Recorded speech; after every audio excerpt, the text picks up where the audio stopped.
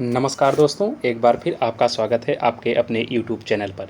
दोस्तों आज हम बात करने वाले हैं जूनियर असिस्टेंट और यूपी ट्रिपल एससी के लिए यूपी स्पेशल की बेस्ट रणनीति क्या है, कौन-कौन से इंपॉर्टेंट टॉपिक हैं दोस्तों, बताएँगे इस वीडियो में। अगर दोस्तों वीडियो में नए हैं तो वीडियो को लाइक और चैनल को सब्सक्राइब ज़रूर करिएगा। आपको यूपी ट्रिपल एससी और जूनियर असिस्टेंट से रिलेटेड हर एक वीडियो इस यूट्यूब चैनल पर दोस्तों मिलती रहेगी। अगर दोस्तों आपको बेस्ट बुक और बेस्ट स्ट्रेटजी की वीडियो चाहिए तो मैं ऑलरेडी अपने यूट्यूब चैनल पर डाल चुका हूँ, आप वहाँ से देख सकते हैं।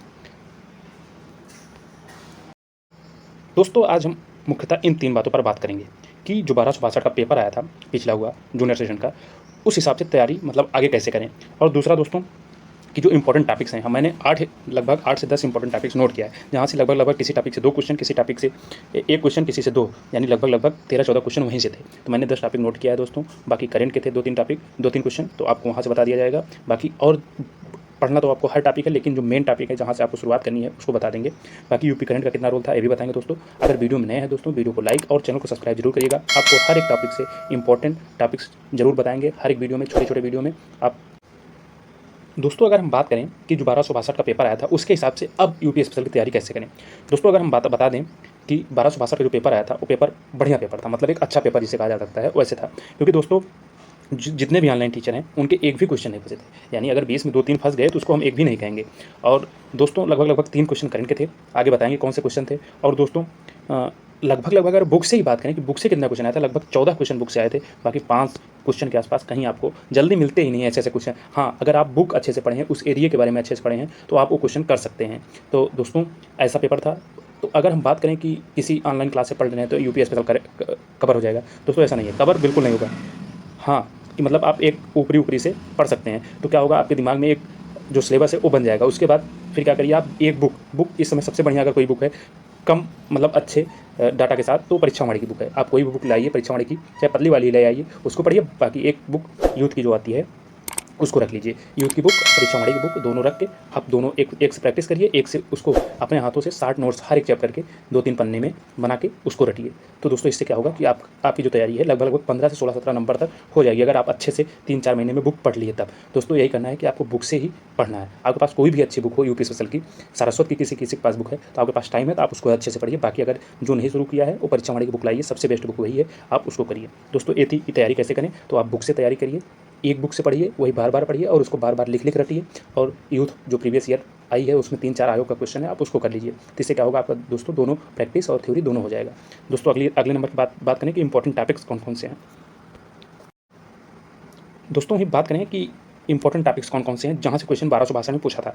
दोस्तों योजना थी दो योजना से क्वेश्चन पूछा था। एक वीर अब्दुल हमीद जो पर्यावरण पुरस्कार दिया था, कब से शुरू किया गया था। एक नमामि गंगे योजना करके थी, मतलब 1T1 ट्रैप जो प्रोजेक्ट है वो किस मतलब मंत्रालय या किस योजना के तहत चलाया जा रहा है, एक क्वेश्चन था।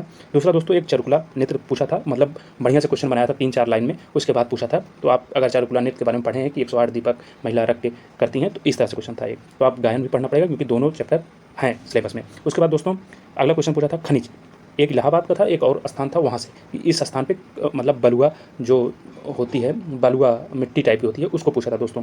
दूसरा विभाग भी पूछा था। विभाग में क्या पूछा था दोस्तों, जैसे एक निडा करके थी, पारंपरिक ऊर्जा विकास एजेंसी की स्थापना कब हुई थी। दोस्तों आपको डेट के साथ याद करना है और उसके बाद विभाग भी आपको याद करना है। क्योंकि दोस्तों एक पूछा था बाल संग्रहालय की स्थापना कब हुई थी लखनऊ में, तो आप उसको भी याद करना है। दोस्तों डाटा भी याद करना है यूपी का आपको। 5वें नंबर के पास में दोस्तों डाटा, यूपी का डाटा में दोस्तों इस बार पूछा था नगर निगम कितने हैं।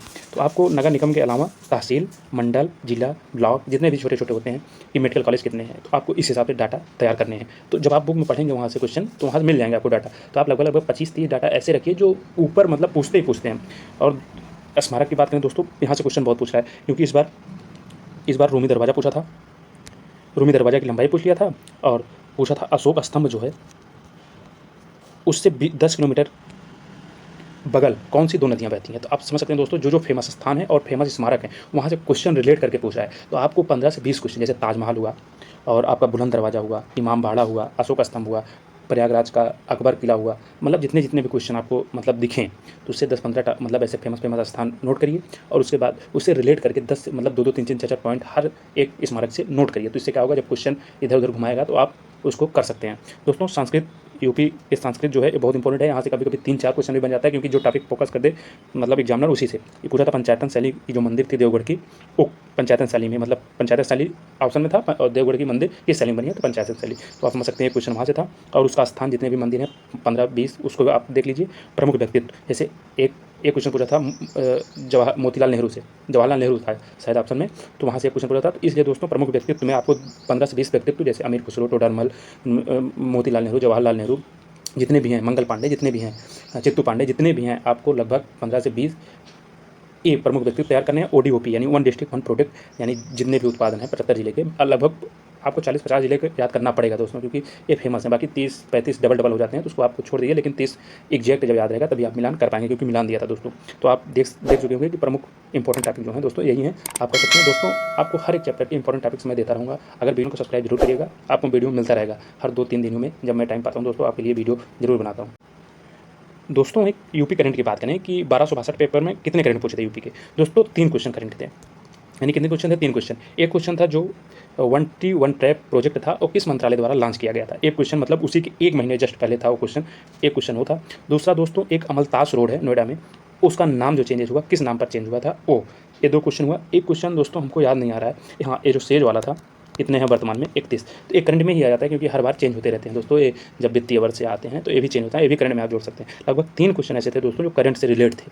तो आप यहाँ देख सकते हैं करंट का कितना वेटेज है दोस्तों। अगर आपको करंट कहाँ से तैयार करना है यूपी स्पेशल का, तो आप अगर बताना है तो आप कमेंट करिएगा, मैं बता दूंगा कहाँ से कैसे तैयार करना है, कितने महीने तैयार करना है।